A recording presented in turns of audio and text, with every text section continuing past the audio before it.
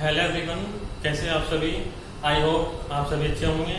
Today I discuss the new topic magnetic field at the centre of current carrying circular loop और coil.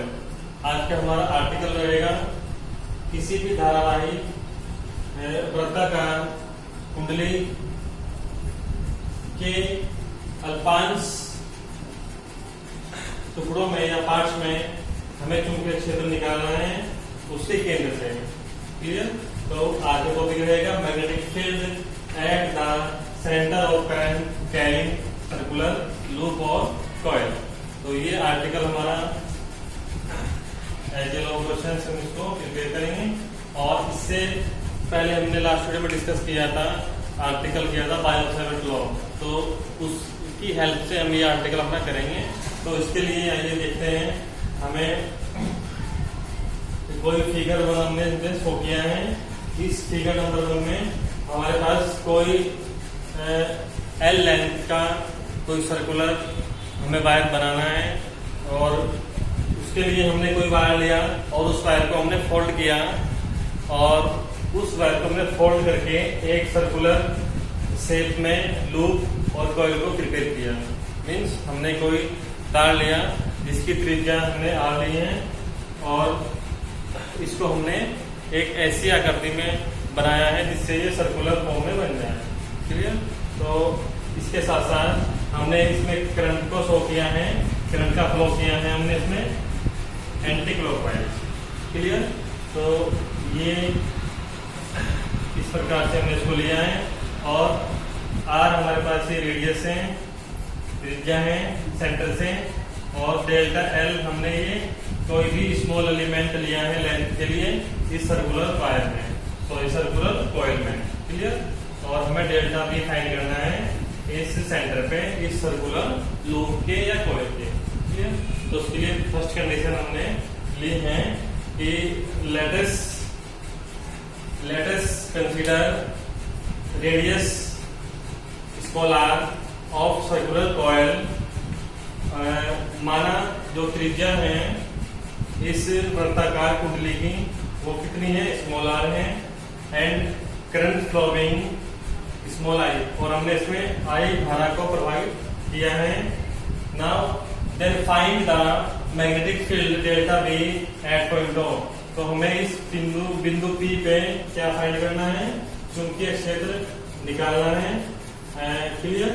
Let us suppose small element of length delta L. हमने माना कि इस circular loop में small element हमारे पास एक छोटा टुकड़ा है या छोटा पार्ट है अल्पांश है, उसकी लंबाई कितनी है, delta L. Clear. Just from using the bio-Savart law. तो अब हम इस बायो-सैवर्ट का लॉ जो हमने किया था लास्ट लेक्चर में उसको अप्लाई कराएंगे। तो वो था delta B equal mu not upon 4 pi into I delta L sine theta upon R square. ये हमारी क्वेश्चन नंबर 1 लास्ट वीडियो से आई है। जिन्होंने लास्ट वीडियो को नहीं देखा तो वो पहले लेक्चर को वहां से ले सकते हैं और देख के अपना ये आर्टिकल कर सकते हैं। तो delta B mu not upon 4 pi I delta L sine theta upon R square. Clear.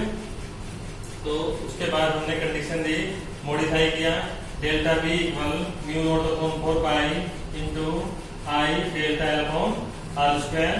जो थीटा हमारे पास है वो कितना है यहाँ पे 90 डिग्री। मीन्स जो हमारे पास रेडियस है इस सर्कुलर कॉइल में वो और मैग्नेटिक फील्ड ये दोनों क्या है एक दूसरे के लिए परपेंडिकुलर है। तो इनके बीच एंगल कितना होगा, 90 डिग्री होगा। और साइन 90 की वैल्यू कितनी होती है, 1 होती है। तो हमारा इक्वेशन बन जाएगा 2। तो डेल्टा भी आ जाएगा mu not upon 4 pi I delta L upon R square. Clear है। अब ये हमने बात की है किसी भी अल्पांश भाग के लिए, स्मॉल एलिमेंट या स्मॉल पार्ट के लिए बात की है सर्कुलर कॉइल में। अब बात करेंगे हम पूरे कंप्लीट सर्कुलर लूप के लिए। तो उसके लिए कंडीशन लेंगे हम, now for whole circular loop now find the magnetic field. तो पूरे जो हमारे पास वृत्ताकार कुंडली है उसके लिए चुंबकीय क्षेत्र कितना होगा, ये हो जाएगा B equal summation delta B. Clear? तो पूरे क्या कर लेंगे हम, समेशन कर लेंगे और इक्वेशन नंबर ये हमारी थर्ड। क्लियर? अब इसको मॉडिफाई करेंगे, बी फाइंड करना हमें, कंप्लीट मैग्नेटिक फील्ड है, B equal summation delta B की वैल्यू इक्वेशन नंबर 2 से हमें पुट करेंगे तो ये बनेगा mu not upon 4 pi I delta upon R square. Clear?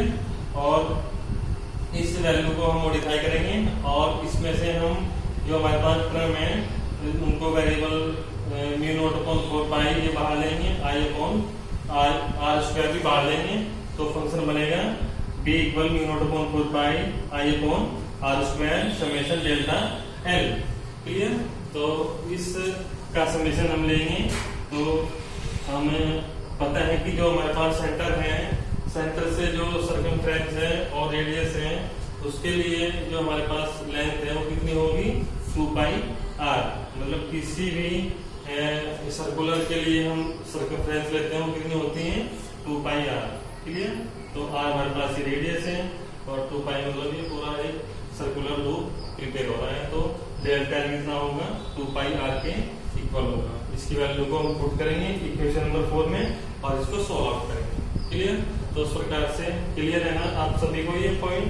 तो फर्स्ट कंडीशन में हमने फिगर नंबर 1 में शो किया है, आर हमारे पास रेडियस है, डेल्टा एल हमारे पास स्मॉल लेंथ है, डेल्टा भी हमारे पास है, मैग्नेटिक फील्ड है तो सेंटर फाइंड करना है, आई हमारे पास करंट है और हमने स्पेशल टर्म को लेटेस्ट किया रेडियसली और फ्लोइंग करंट किया हमने एंटी क्लॉकवाइज डायरेक्शन में और मैग्नेटिक फील्ड फाइंड करना है सेंटर पे। क्लियर? तो उसके लिए हमने पहले बायोसेवर्ट का लॉ अप्लाई किया, तो उसको हमने मॉडिफाई किया, एंगल हमारे पास आर के रेडियस के और मैग्नेटिक फील्ड के बीच 90 डिग्री है, तो उसको सोल्व करके क्वेश्चन नंबर 2 बनाया। इसके बाद हम पूरी कंप्लीट सर्कुलर कॉइल के लिए लेंगे तो उसका समेशन लगा देंगे B equal summation delta B और इसको मॉडिफाई करेंगे और लास्ट में फंक्शन बचेगा समेशन डेल्टा एल और डेल्टा एल कितना होता है सर्कुलर लूप के लिए 2 पाई आर। क्लियर? आप नेक्स्ट कंडीशन इसकी लेंगे तो अब हमारे पास तो नेक्स्ट कंडीशन बनेगी, हम वैल्यू पुट करेंगे डेल्टा एल की, डेल्टा एल कितना बताया हमने 2 पाई आर। क्लियर है? तो जब वैल्यू पुट करेंगे तो फंक्शन बनेगा B equal mu not upon 4 pi I upon R square into 2 pi R. Clear? अब इसको हम सॉल्व आउट कर लेंगे, आर से एक पावर कैंसिल हो जाएगी, पाई से पाई कैंसिल हो जाएगा और 2 से ये 2 टाइम हो जाएगा कैंसिल और तो वैल्यू बचेगी हमारे पास B equal mu not I upon 2 R. Clear? Equation number 6 और ये आपका आंसर हो। तो ये हमारे पास रिक्वायर्ड एक्सप्रेशन है मैग्नेटिक फील्ड के लिए at the centre of current carrying circular loop. तो किसी भी धारावाही वृत्ताकार लूप के लिए, कुंडली के लिए ये केंद्र पे चुंबकीय क्षेत्र का व्यापक व्यंजक है। क्लियर? तो उसके बाद हमने कंडीशन दी if number of rounds capital N in the coil, यदि कुंडली में जो फेरों की संख्या है वो कितनी है, कैपिटल एन है। हमने बात की एक राउंड की, हम बात करेंगे number of rounds capital N, तो यह क्या हो जाएगा, मल्टीपल हो जाएगा इसका, तो वैल्यू आ जाएगी बस यहाँ पे जो वैल्यू है एन की वो इसमें आप क्या कर दोगे, मल्टीप्लाई कर दोगे, तो B equal mu not capital N I upon 2 R. Clear? Hands two. तो ये हमारे पास कंडीशन मैग्नेटिक फील्ड की उस समय है जब हमने कॉइल के जो नंबर्स हैं राउंड कितने लिए हैं, कैपिटल एन, फेरों की संख्या कितनी है, कैपिटल एन है। क्लियर? तो इस प्रकार दोनों रिक्वायर्ड एक्सप्रेशन हमारे पास है, ये magnetic field at the centre of carrying current carrying circular loop और कॉइल। क्लियर? इसके साथ साथ हमें कंडीशन देनी है कि जो हमारे पास मैग्नेटिक फील्ड है वो मैग्नेटिक फील्ड इस कॉइल के सेंटर के लिए हम अगर आई की डायरेक्शन एंटी क्लॉकवाइज है तो उस समय उसकी डायरेक्शन क्या रहेगी, अपवार्ड रहेगी सेंटर से, मतलब ऊपर की ओर रहेगी डेल्टा बी की वैल्यू।